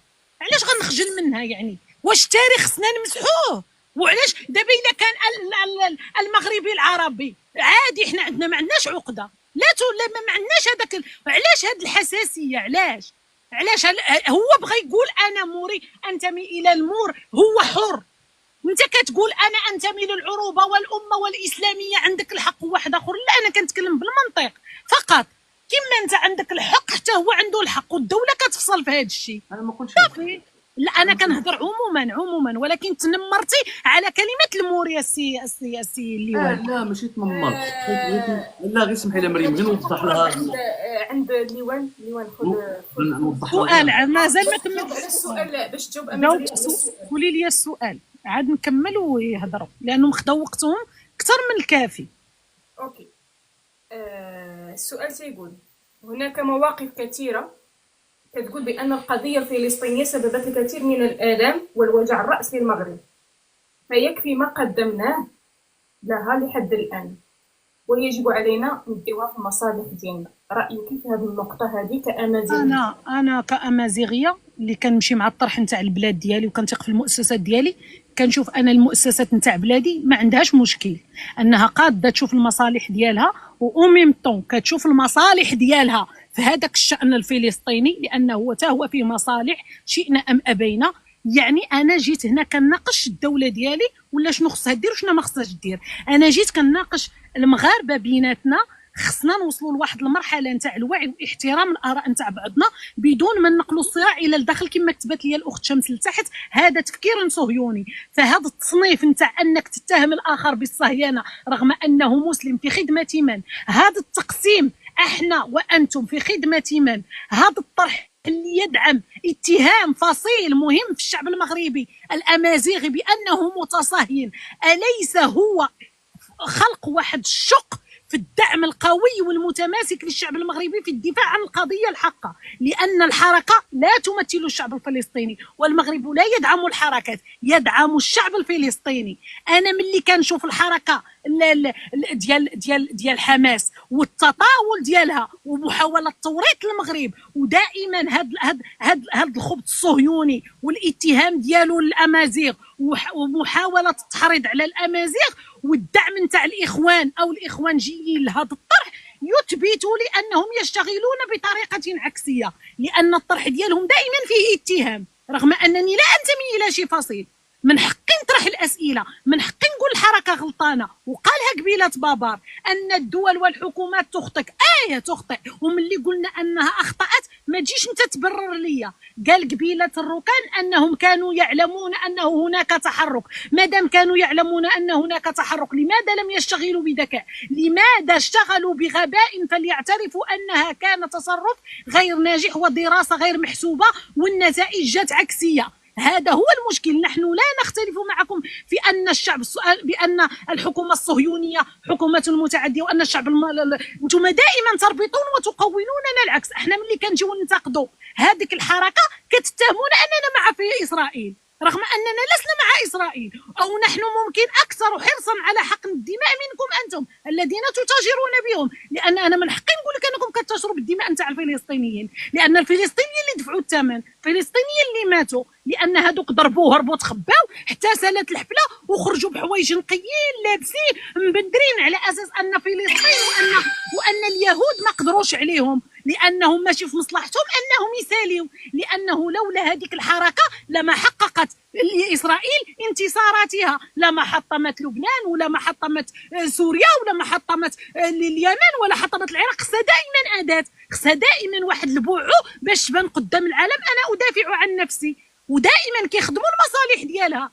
انا ملي نشوف حركه كطيح في اليد نتاع ايران وتخدم باجندات نتاع ايران، غادي نقول ان ايران همها على المسلمين، وهي من مزقت اليمن والعراق وسوريا ولبنان. ما يمكنش شي واحد يقنعني انا. جاوبوني غير المنطق. تحرك هذيك الحركه فيه ابتزاز للمغرب، رغم ان المغرب يبذل الغالي والنفيس وجهده ويبتز المصالح ديالو على كف عفريت باش يخدم هذيك القضيه. كيفاش انت ما تشكروش وتقول لا يحق لهم الاحتفال معنا، وملي يموت هذاك الكبابي تزيد تعطي واحد النموذج للشباب، وانتم كتطبلوا لهذا الطرح في استغلال صريح للشباب نتاع الامه ديالكم، وفي اساءه واضحه للامن المغربي، وفي تشويه صارخ للجاليه المغربيه في امريكا. من يتحمل المسؤوليه دابا في امريكا بهاد الشباب اللي مازال ما غيتقصاو من القرعه؟ من يتحمل المسؤوليه نتاع ولدي انا وحده فيهم كيقرا في الجامعه غتولي النظره ديالو دائما علامه استفهام، وممكن ان المسار ديالو يتعكل. انا خسرت دم جوفي باش يجي واحد يتغسل له الدماغ ويضرب لي مستقبل ولدي والتفاني ديالي في تربيه واحسن تربيه باش يتزايد باش يتسمى بطل. علاش غير حنا اللي عندنا الابطال؟ غير حنا اللي عندنا الرجال؟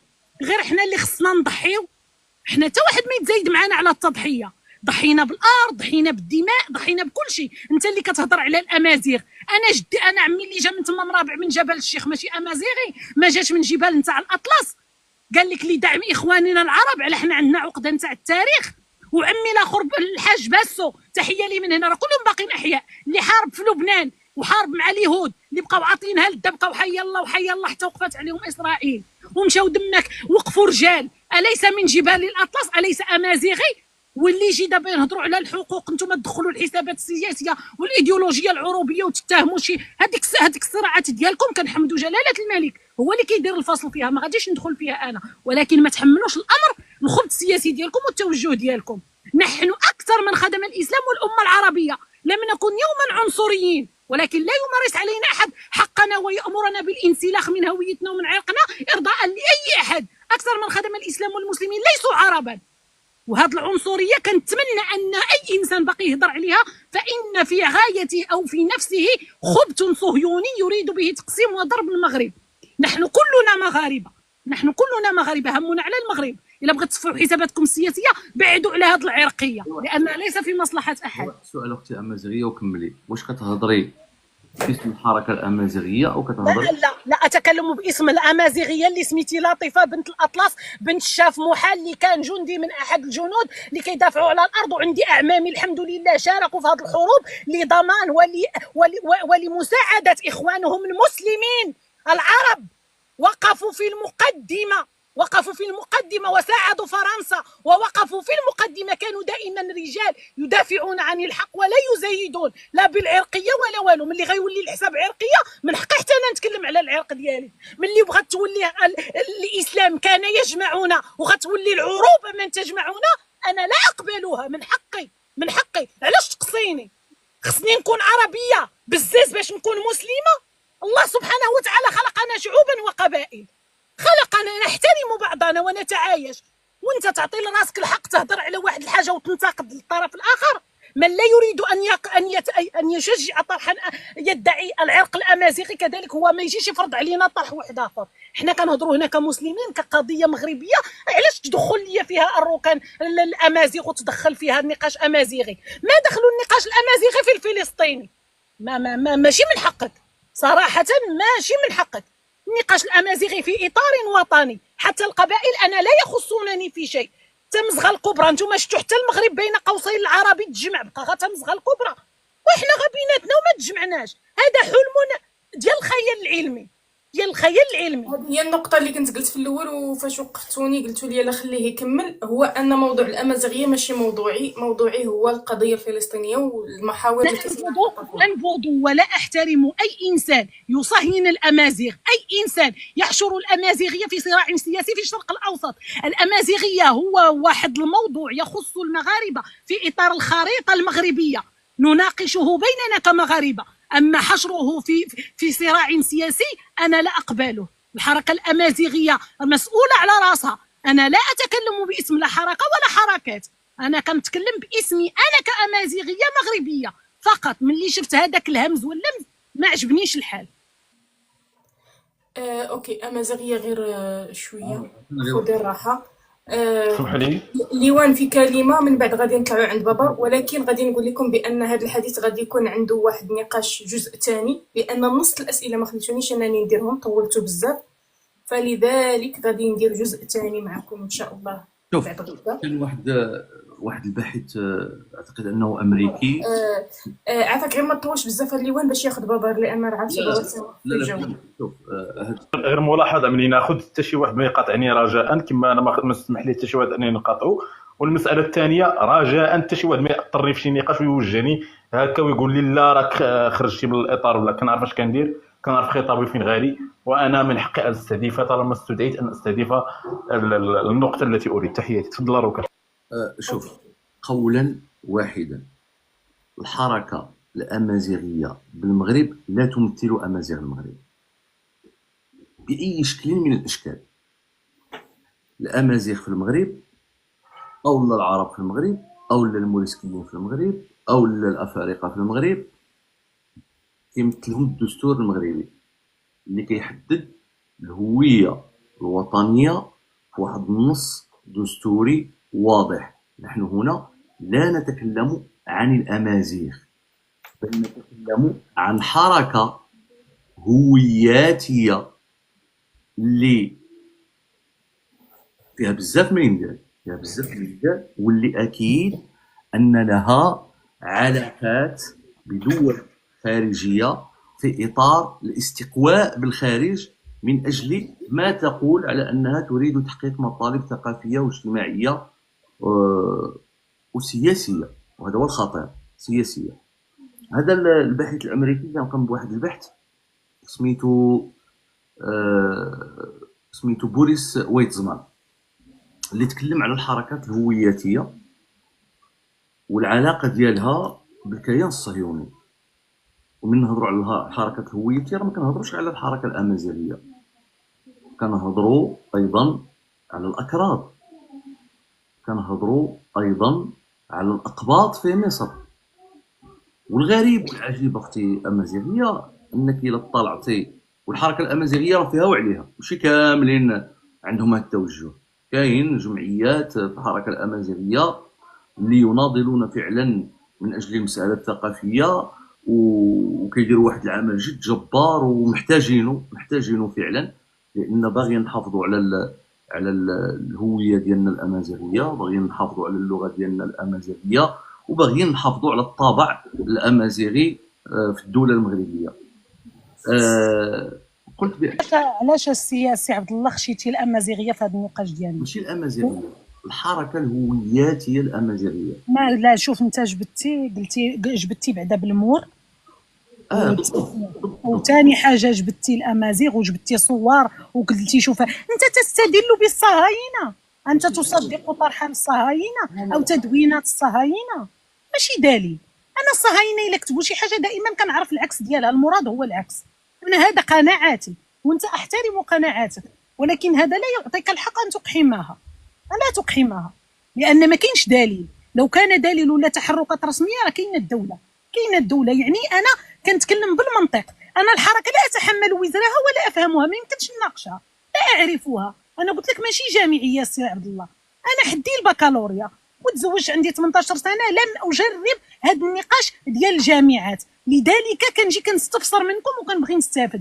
فانا ملي جيت كنتكلم اخويا كمواطنه مغربيه، لا احمل حتى توجه، يعني لا غير انا باش كلامي ما يتحملش شي محمل ولا الاخوان يتسحبوني كندافع. انا ارفض صهيونة اي مغربي، لك الحق في رايك وله الحق في الرفض، لك الحق ان تقول فلسطين اولا، له الحق ان، لان هذاك الحق باش قلتي انت فلسطين اولا غيقول لك الاخر اسرائيل اولا. لذلك انا كنقول انا مع مالكي ومع مؤسساتي، لان السياسه هي هذه، هي اللي عارفه مع من غتمشي شاده العصا من الوسط ودائما ناجحه. خليونا معاها نناقشوا واش حنا مع ولا ضد بيناتنا. ما تخوني ما تصهيني، ما نخونك ما اخونجك، انت حر. حنا كنهضروا في نقاش بعيد على الاحزاب. انا ما كنتحمل المسؤوليه ديال حتى شي حاجه، انا مالكي والسياسه الدبلوماسيه نتاع بلادي تمثلني وفقط. طرح الامازيغي يخص المغاربه فقط، انا من حقي، ولكن باش تحشروا في هذا الشيء كيضرني في خاطري. المتصهينين واحد شتيه متصهين ممكن يكون من السعوديه، ممكن يكون من المغرب، ممكن ولا واحد ملحد غادي انت تلحد كل شيء عباد الله. لا ماشي منصف هذا الشيء. شكون اللي قال لنا حنا هذوك الناس اللي كيديروا داك الطرح اكسبري الاستفزاز ولا الاكسبري باش يكون داك الشرخ في المغرب؟ فانتم خصكم تكونوا اذكياء. ما يمكنش حنا كأميين بين قوسين ما واصلينش للمكانه ديالكم وكنوعاو بهذا الشيء وانتم لا. واحد هو بغى يكون متصهين، هل يمثلون؟ هل عنده مركز في الدوله؟ هل يفرض شيئا على الدوله وعلى المجتمع المغربي؟ لا يفرضها. فما كاينش لاش تخشيو هذا الشيء. نولي انا نشوف هذا متصهينين ارفضها على اي مغربي. حتى شي واحد ما يصهين شي واحد. الحريه مكفوله للجميع. واسمحوا لي انا هذا مجرد راي لا افرضه على احد. اوكي. كمل الليوان باش ندوزو عند بابا ونختموا. قلت بأن الحركة الهوياتية أو الحركات الهوياتية لطالما كانت لطالما استثمر فيها الكيان الصهيوني بشكل واضح، لا فيما يتعلق بالأقباط في مصر، ولا فيما يتعلق بالأكراد، ولا فيما يتعلق بالحركة الأمازيغية في الجزائر وفي المغرب خصوصا. أما حتى تونس وليبيا ما كاينش تما شي استثمار ممكن يكون، لأن ماشي الحركة ماشي خلينا نقولوا ما عندهاش واحد. أسعد الله اللي كتقول كيفاش السي اخ سيزار صوتك بعيد شويه. لا قلت سي عبد الله هذا الكلام ديال على ان الحركه الصهيونيه استثمرت في الحركه الامازيغيه على وجه الخصوص في المغرب كلام خطير جدا. واش هو ادعاء؟ ليس خطيرا السي حيت المغاربه غادي يقول لك رانا الادله اخويا. لا ليس صغير، لا ليس خطيرا السي سيزار، ولكن راه غايقول لك راه المغاربه غايقول لك رانا الادله. شوف تقدر تقول اودي راه ربما هذه قراءه تحليل 60 باط افتراض زعم ادعاء، ولكن انت كتقولها بهذه اليقينيه بمعنى هذا كلام صعب اخويا صراحه، كلام صعب جدا. انا ازيدك اكثر من ذلك، الصهاينه استثمروا في جميع الحركات الهوياتيه حتى فيما يتعلق بالانشاء. واش كاين شي حاجه من المساواه؟ دابا الا ما غاديش نقدر نكمل. دابا يبدو على ان هذا الموضوع قبل الاستثمار، هذا سؤال شخصي لك الركن، قبل الاستثمار الصهيوني في الامازيغيه الم يستثمر في العروبه؟ شكون اللي خرج هذه القضيه ولصقها بالعروبه من قبل اصلا؟ انا ما كنتكلمش على العروبه. لا رجع ليها لان هي الاصل، لان هي الاصل باش بدا هذا الشيء. الا ما فهمتونيش واش بغيت نقول، راه صعيب على انكم غادي تفاعلوا معايا. انا لا اتكلم عن العرب وعن الامازيغ كاثنيات، أنا أتكلم عن حركات هوياتية. الأمر لا يتعلق بالحركة الأمازيغية. وقلت ماشي تجي الحركة الأمازيغية غتقول لك المقر نتاع الإخوان كاين في بريطانيا الصهاينة وكلهم كيخدموا الأجندة من ديك الجهة، فغادي يتهموك نفس الاتهام. دابا شكون فيكم اللي على حق؟ هل الإخوانجية هم من يخدمون الطرح الصهيوني أو الأمازيغية؟ إذا سمحتي لأخويا عبد الله راه هاد العمل مازال غير نوضح لك السؤال، راه التعليق ديالك انا غير سؤال. هذه المحاوله ديال التملص والعزل ديال الحركه الامازيغيه عن الشعب المغربي راه ما كيتنفيش عليك. تمثل الامازيغ تاع المغرب السي لا ماشي هذا موقف ديالك تمثل لا تمثل لا ما عندها لا شرعيه. اسمح لي ما عندها لا شرعيه ولا مشروعيه. عطيني غير ودك نرد عليك باش تفهمني. اسمح لي يا سيزار لا باش تجاوبني غير نستوضح السؤال ديالو انا غير كنستوضح اخي عبد الله. تفضل. دابا انت قلتي على ان الصهيونيه استثمرت في الهويه الامازيغيه في المغرب. والآن تحاول أن تتملص ولا تعزل ما بين الحركة الأمازيغية، يعني الجمعيات التي تدافع عن الثقافة والهوية الأمازيغية وعن ماشي كلها، لا ماشي كلها، الكلام ديالي واضح. قلت بأن كاين جمعيات، لا لا لا لا اسمح لي سيزار، هذه نوقفك فيها. قلت بأن الحركة الأمازيغية فيها جمعيات تناضل من أجل الثقافة الأمازيغية، فيها جمعيات انضبطت لخطاب أجدير في 2001 عندما قال صاحب الجلالة بأن لا اسمح لي غير نعدل السؤال غير يا سيزار، لا اسمح لي، هذه محاولة تسويف. خليني غير نعدل السؤال. تفضل. إذا ما هي هذه الجمعيات التي استثمرت فيها الصهيونية وما هي أدلتك عليها؟ صافي هادشي. طيب واخا صافي ماشي مشكل، أنا غادي تسمع المداخلة ديالي كاملة ومن بعد أنت غادي تستنبط الجواب بطريقتك. قلت بأن الحركات الهوياتية عبر العالم، لا فيما يتعلق بالأكراد ولا فيما يتعلق بالأزاوات ولا فيما يتعلق بالأمازيغ، يستثمر فيها الكيان الصهيوني استثمارا واضحا جليا كما فعل البريطانيون والفرنسيون ومن بعدهم الصهاينة في الاستثمار في الشرق الأوسط فيما يتعلق بالطوائف العقائدية وغيرها. هذا الكلام ما جبتوش أنا من عندي، هذا الكلام غادي تلقاه في الكلام في الكتاب ديال شارل دو فوكو المغرب المجهول، وهنا غادي نتكلم على لا بوليتيك بربر حتى فكرني بسميتو اللي كتلف لي سميتو روبير دو مونتاني، بمعنى انها كانت واضحه.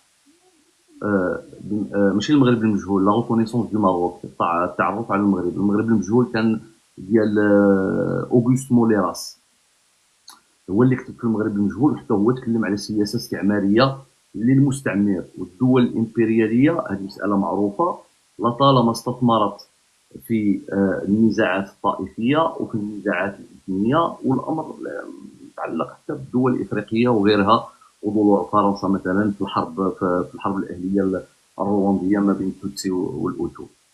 هنا غادي نجيو نتكلموا لامالغام اللي دارت الاخت الامازيغيه، انها لم تفرق بين الامازيغ وما بين الحركه الهوياتيه.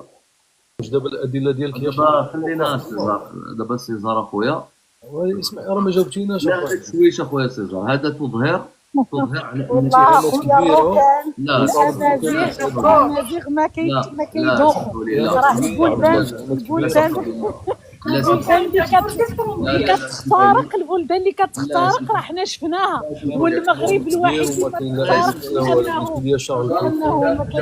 دابا صعيب لانني ما قاطعت حتى واحد فيكم.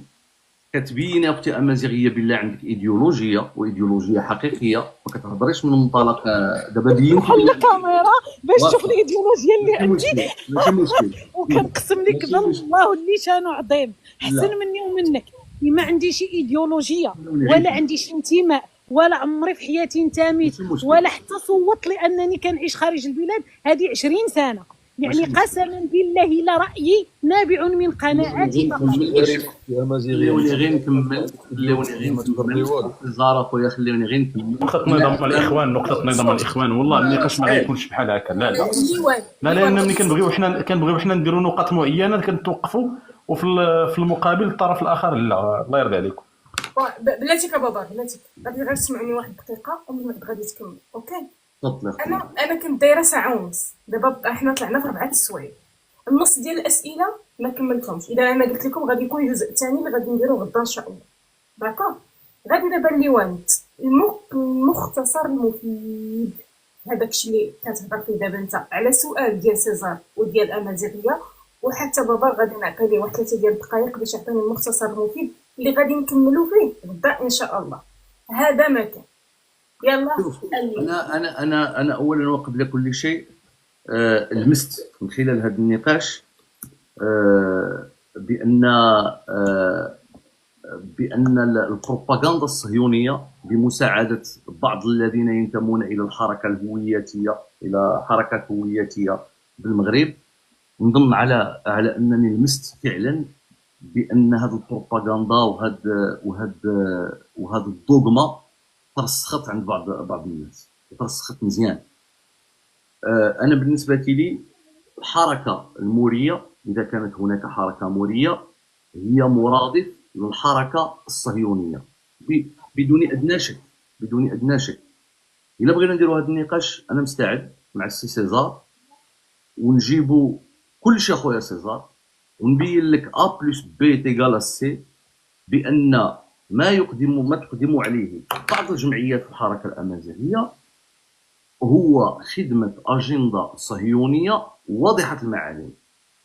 بون اختي امازيغيه غادي تمشي تقراي في هيسبريس، غادي تلقاي عشرات المقالات تتكلم عن الحركه الامازيغيه والاستقواء بالخارج. اختي امازيغيه غادي تمشي تشوفي القرار، 3 تاع القرارات، 4 ديال القرارات اللي خرجوا في غير ما 23 تبدليش 24. ما تبدليش القرارات، انا غنجبد لك الاشخاص ليتني كنت ترابا. واحد قال لك الصحراء عطيوها للجزائر، واحد قال لك ليت. شوف لا الاراء نناقشوا فيها، الفرديه ما كتمثل راسها. لا نناقشوا فيها، غير خلينا مزيان نناقشوا فيها، ما عنديش انا اشكال نناقشوا في الكلام. هربتيها اللي هو لواحد لا لا الموضوع. لا لا لا لا ما شوف في موضوع اخر. راه الا بغينا نناقشوا بكل شفافيه وفي العمق، راه هذا هو النقاش. النقاش هو ولكن الموضوع انت عرفتي الموضوع شنو هو؟ الكيان الصهيوني يستخدم أذرعة داخل المغرب بقول جاكوب كوهين. هذا جاكوب كوهين كتب مقال وراني عرضته عليكم دابا السي سيزار، يقول بأن الصهيونية والماسونية تعمد إلى خلق القلاقل داخل المغرب باستعمال أيادي أمازيغية، ويعني بها الحركات الهوية. هذا ليس دليل أساسي. لا اسمح لي يا سي سيزار، مقال ديال الرأي ليس دليل. ما قولك السي سيزار هذا دابا انت تطالب بالادله على عبد الله مشى الطريقه ديال البحث العلمي. لا غير اسمح لي السي سيزار، من بحث اكاديمي. ما قولك في احمد الشرعي الذي يقول بان قرار المحكمه الجنائيه هي سابقه خطيره؟ ما قولك فيها؟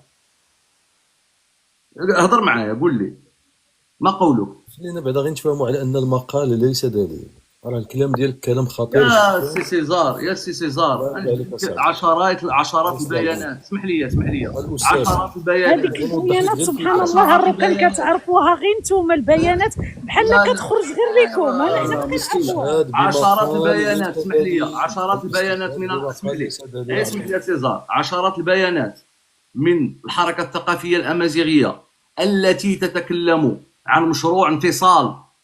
من هضرنا معاهم قال لك اودي الحركه الثقافيه الامازيغيه هذيك ما كتمثلناش. الكلام تاع السي ار حموش. لا غير اسمحي لي، انا ما نقدرش نكمل هذه المداخله مريم. الكلام ديال السي ار حموش الذي يقول بالحرف بان ما تقوم به الازواد تقوم به من منطلق اثني والازواد مصنفه كحركه ارهابيه. اسمح لي المداخله ديال بابا يا سيزار. لا لا لا لا لا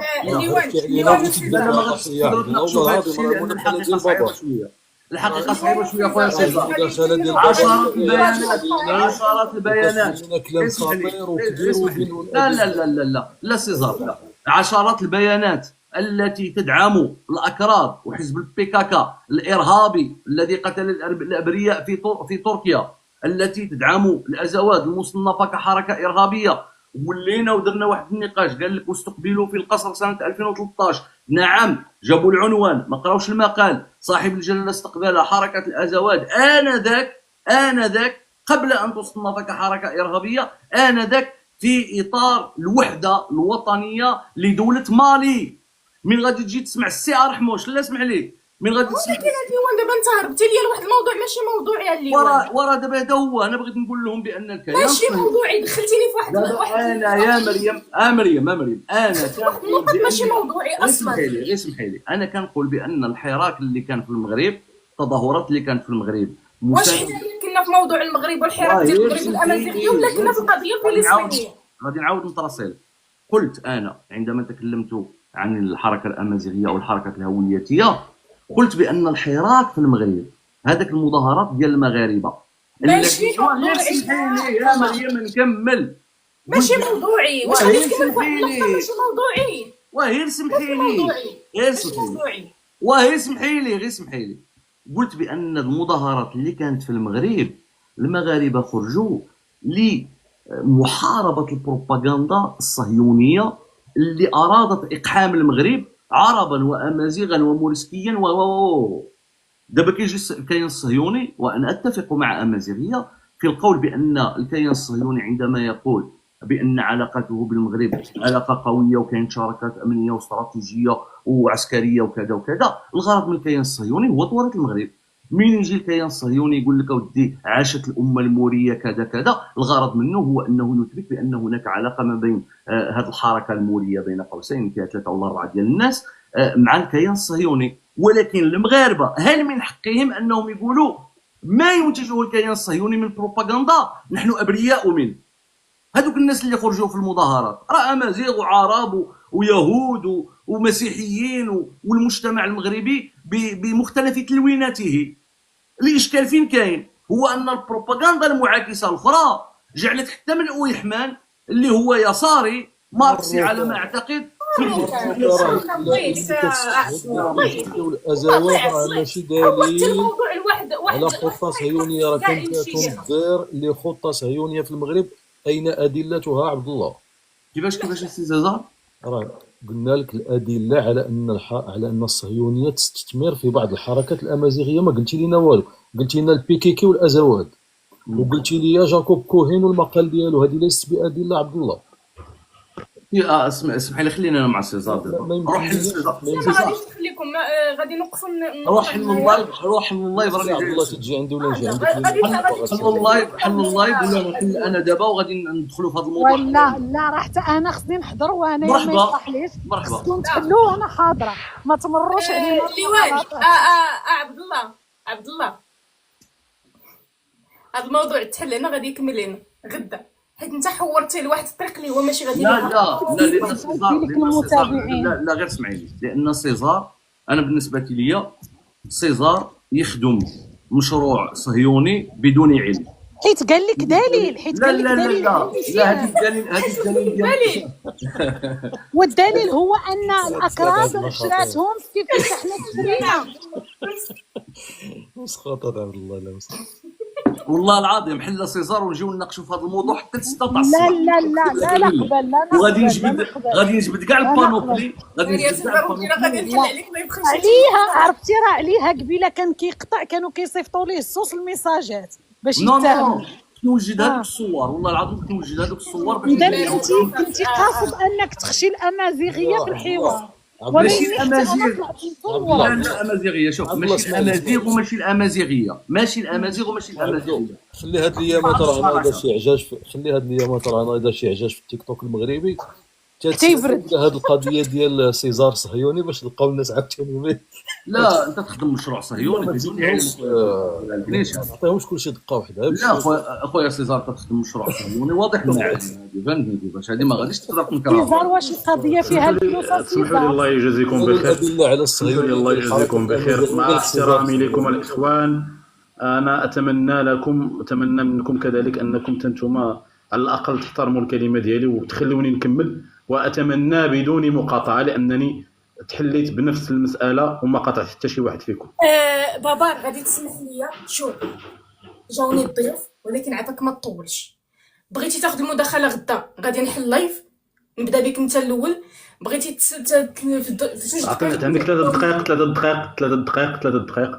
شوف 3 دقائق بدون الاعلان ديال كامبل ديال 1907 واضح جدا سيزار، بلا ما نبقاو ندوخو هنا ولا لهيه. ولا اتوقع منك سيزار انت ما عارفوش وما قاريش من الابجديات اللي كنطرقوا منهم كاع الناس اللي كتحلل في السياسه. هو ذاك الاعلان ديال كامبل ديال 1907 والذي اوضح بطريقه واضحه المخطط ولا الدوافع ديال الولايات المتحده الامريكيه باش انها تسيد العالم في هذاك الاعلان. وجاو من بعد منه اعلانات اخرين وانت راك عارفهم. الاعلان ديال كامبل كان واضح، دعم القوميات والحركات القوميه من ضمنهم القوميه العربيه ومن ضمنهم كذلك حتى قوميات وحده اخرى مثل القوميه الكرديه والقوميه كذلك حتى لو كانت ديال الامازيغيه. هو يهدف الى التشتيت لما يجمعنا باش نفهموا واحد القضيه اننا في محيط جيوستراتيجي واحد. وتعتبروك انت هادو الناس اللي تكلموا عليك بهذه الطريقه السيزار هما نفسهم اللي كيسموك مينا. ميدل ايست اند نورث افريكا، شمال افريقيا والشرق الاوسط.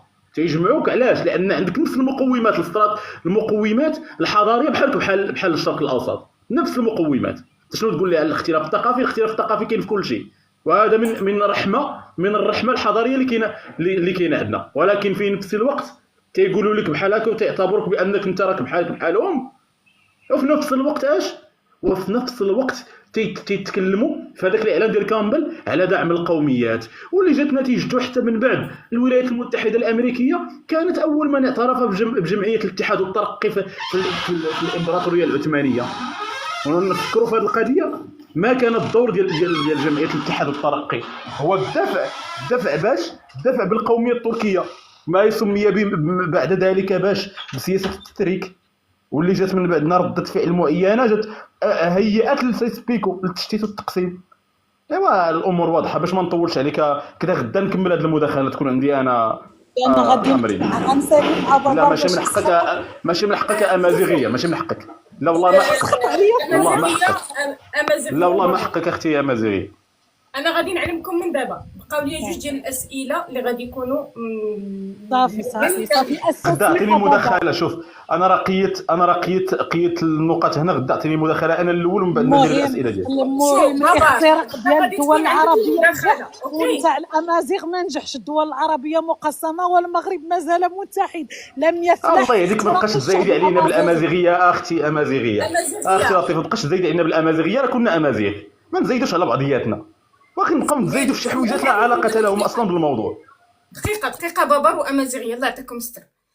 موضوعي ليس بالامازيغيه، داكور؟ انا حليت اللايف وانتم عارفين اللايف علاش تحل اصلا. تحل على القضيه الفلسطينيه. مريم واحد الاعلان النقط لا تكبروا الليوان. غادي نسالي وغادي نعطيك وغادي نختم غدا نشوفها.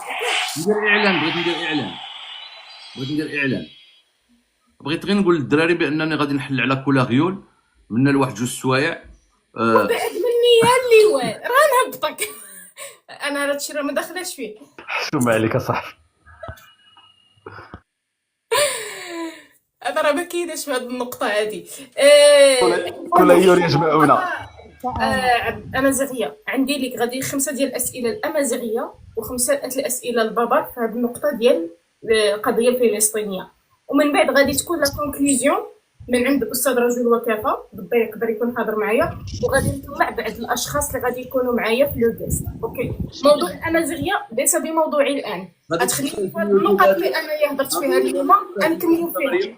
غادي تحطيه في اليوتيوب هاد اللايف هذا ان شاء الله. منين غادي ناخذوا جوج ديال الحلقات غادي نقادوهم ونحطوهم. لا حطي هذا بعدا لان راه محتاجو. يبان لي سيزار راه بغا يمشي لمحكمه الجنايات الدوليه. فهمتني كيف؟ لا بعد ديال السيزار عندي ديال الغرض. قبل ما تختمي مريم شنو غادي نختموا ان شاء الله. شكرا لكم، لايف موفق الى الغد. عطيني دقيقه مريم الله يخليك قبل ما تختمي. شكرا لك. غدا ان شاء الله ونكملوا ان شاء الله. المداخله الاولى ديالي انا بابار غدا على ملي تجي تحقق من الوثيقه ديال كامبل. اوكي وجيب له. انا غنتحقق منها سيزار، ما عنديش مشكل. واثق الخطوه يمشي اسدا. واخا انا فيه. اوكي يلا شكرا لكم، دمتم في رعايه الله وحفظه الى الغد ان شاء الله. شكرا مريم بعد على هذه الفرصه، وشكرا للاخوان. واستسمحي الا كان شي مقاطعه ولا غير من باب يعني انني كنبغي نفهم فقط. هذا هو المطلوب امازيغيه. حلاوته الشغب حلاوته. هذا هو المطلوب، هو انه يكون النقاش بهذه الحده والاختلاف في الاراء بهذه الحده ولا يفسد لود قضيه. هذه هي الاشكاليه اللي عندنا في التيك توك، هو انني مجرد تماما حنا ما يهم ليس الافكار، لا يهم الافكار بل يهم النموذج. حنا كنقدموا نموذج ديال الناس مختلفين وتيناقشوا مع بعضياتهم. بغيت غير ندير واحد القضيه. اختي امازيغيه راه اكدت لي شمس وصيفطت لي في الخاص، قالت لي راه داك الكلام راه ما كانش عليك وما قالت عليك حتى شي حاجه، فغير التوضيح لك والتوضيح للاخوان الاخرين. السلام عليكم. انا شوف كنقول عليها كل احترام وتقدير، غير هو انا ديك القضيه ديال ملي نقول اي واحد ضد القضيه الفلسطينيه فهو متصهين، ارفضها بالنسبه للمغاربه لا للتصنيف. كل واحد له الحريه. العموم لم تقل عليك شيء لا امازيغيه، لم تقل كما قلت انا قالت عليك صهيوني على فكره. لا ماشي صهيونيه، واخا تقولها على مغاربه فالمغاربه يمثلونني، ما تقال على حتى شي واحد هذيك الكلمه. كلنا مغاربه. هذه واش قالتها على فلان، واش قالتها على المغاربه ولا ما قالتهاش على المغاربه؟ لا اعتقد ان عندك الاليه في دراسه القضيه. انا ارفض التصنيف وارفض التقسيمات والتكيتات. وراه خصنا نصنفوا، وراه خصنا نكونوا عادلين ونصنفوا الطرفين، اللي كيخون الجو واللي كيخون واللي انا ما خونتكش، انا ونكونوا كنتخمم على راسي. جارئين. ولا كنت في شي لايف وحتى هي ما خوناتكش استاذه، حتى هي ما صهيناتكش شي صهيناتكش، لايف وقالوا حتى هي ما الاخوان صهيناتكش، خوانا غادي نعلن نفس الموقف، لانه حتى هي ما صهيناتكش استاذه، حتى هي ما صهيناتكش استاذه، غير التوضيح. الاخوان ديك القصيده ديال شوطوك وحرقوك وكذا، كاينه قصيده الله يهديك الله يحفظك. لا ماشي في المنصه، لا باش يفهموا الاخوان هذيك القصيده نتاع ماشي في المنصه شوطوك ديالي.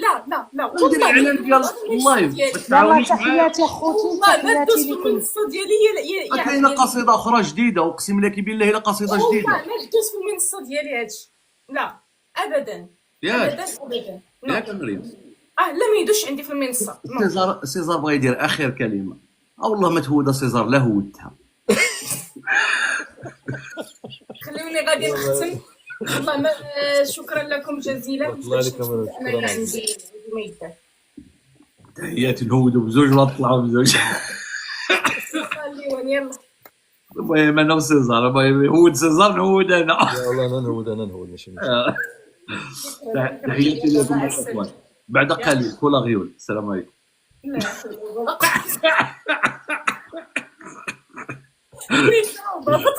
لا وعليكم السلام. يلا شكرا لكم جزيل الشكر، والى الغد ان شاء الله. غدا غادي نحاول نبدا اللايف شي شويه بكري مع ديك الجوج بحال هكاك باش نساليو لهذا الموضوع بكري. يلا دمتم في رعايه الله وحفظه وشكرا لكم. لا انا ما كنبغيش حتى شي واحد يتذكر عندي في المنصه، والمشاكل الشخصيه تكون بعيده كل البعد على المنصه ديالي. قناه اليوتيوب اسمها الوجه الاخر دو لوتر كوتي، من بعد غادي نحطها لكم، راه كاين ليا واقيلا في البايو، غادي تلقاو في البايو. شكرا لكم، دمتم في رعايه الله وحفظه. شكرا للملك، لاله ملكه وسميره والجميع كلكم اون باكاج. شكرا لكم، الى الغد ان شاء الله مع جوج النهار.